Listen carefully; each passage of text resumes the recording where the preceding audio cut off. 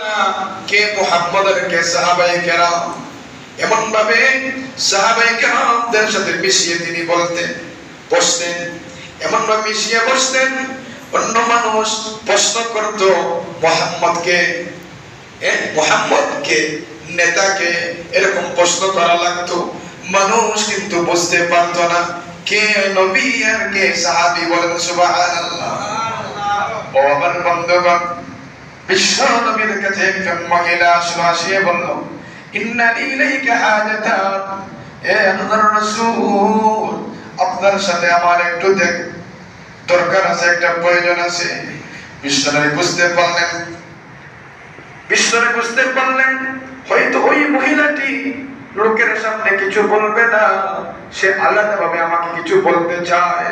বিশ্বনবী বললেন, ইজলিস ফি আইয়ি তরিকিল মাদিনাতি শি'তি আজলিস ইলাইহি।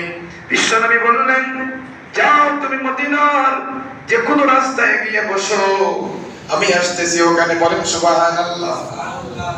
এটা হইল বিশ্ব নবীর আদর্শ। এটা কার আদর্শ? এটা হইল বিশ্ব নবীর আদর্শ। ও আমার বন্ধুগণ, এই যে এটা হচ্ছে তাওয়াজু। তাওয়াজু এটা হইল আরবি শব্দ, বিনয়ের আরবি শব্দ তাওয়াজু। এর অর্থ হইল, এটা হচ্ছে আরবি শব্দ, বাংলাতে এটাকে বলা হয় বিনয়ী। আর এর বিপরীত হইল তাকাব্বুর। এর বিপরীত কি? তাকাব্বুরি মানে বুঝেননি? অহংকার। বিনয়ী গুণ এটা বিশ্ব নবীর ছিল। বিনয়ী গুণ এটা কার ছিল? বিশ্ব নবীর ছিল। তার প্রত্যেকটা আমলের ক্ষেত্রে, প্রত্যেকটা চরিত্রের ক্ষেত্রে বিনয়ী পাওয়া যায়। কি পাওয়া যায়? বিনয়ী পাওয়া যায়। ও আমার বন্ধুগণ, এজন্য বিনয়ী দেখানো দরকার আছে কিনা? দরকার আছে। বিনয়ী কিভাবে দেখানো? আল্লাহ রাব্বুল আলামিন আমাকে যে ধন সম্পদ দান করেছেন, আল্লাহ রাব্বুল আলামিন আমাকে যে এই বডি দান করেছেন,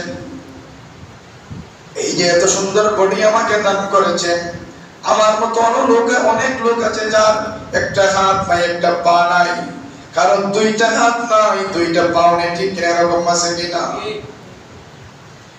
আমার সম্পদ আল্লাহ দিয়েছেন অনেক, কিন্তু একবেলা খানা খাইতে পারে নাই। ঠিক কিনা? তখন যদি এটা আমি মনে মনে ভাবি যে এটা আমার কৃতিত্ব, এটা আমার থেকে হয়েছে, বলেন নাউজুবিল্লাহ, এটা হবে তাকাব্বুরি। এটা কি? এটার নাম হচ্ছে তাকাব্বুরি, এটার নাম হচ্ছে অহংকারী। এখানে বিনয় দেখাতে হবে।